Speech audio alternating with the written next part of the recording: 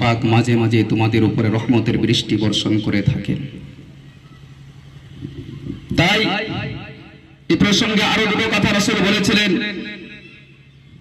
একটা খুব গুরুত্বপূর্ণ বর্তমান পরিস্থিতিতে, সেটাও একটু স্মরণ করিয়ে দিয়ে যায়।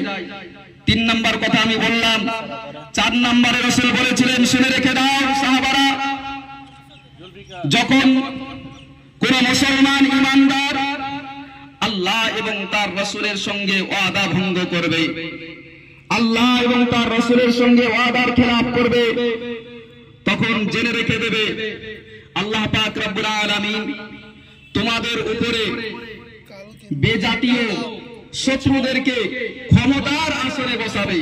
ভালো করে শুনবেন, যখন কোন ঈমানদার মুসলমানেরা,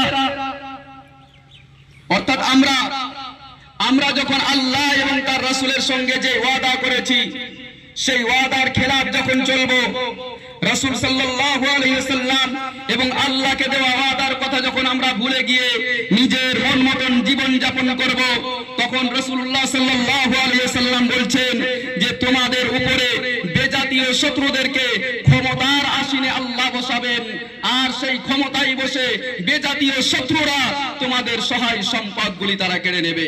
আজ সেটা বাস্তবে আমরা দেখতে পাচ্ছি, কি গো পাচ্ছি না?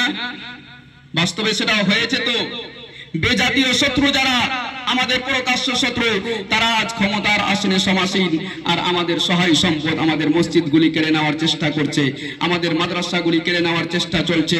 এটা একমাত্র আমাদের পাপের ফল।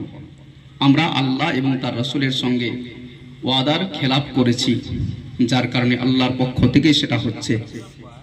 আল্লাহ পাক রব্বুল আলামিন আমাদের প্রত্যেককে এগুলি মেনে চলার তৌফিক দান করেন। সকলে বলি আল্লাহুম্মা আমিন। কিছুক্ষণের মধ্যেই আমরা তওবা করে আল্লাহর দরবারে নামাজ আদায় করে নিয়ে দোয়া চাইব। আল্লাহ যেন আমাদের দোয়াকে কবুল করে সকলের জিন্দেগির গুনাহগুলিকে মাফ করে দেন। সকলে বলি আল্লাহুম্মা আমিন। আল্লাহ যেন আমাদের ক্ষমা করে দিয়ে রহমতের বৃষ্টি জমিনে বর্ষণ করেন। সকলে বলি আল্লাহুম্মা আমিন। আসসালামু আলাইকুম ওয়া রাহমাতুল্লাহি ওয়া বারাকাতুহু।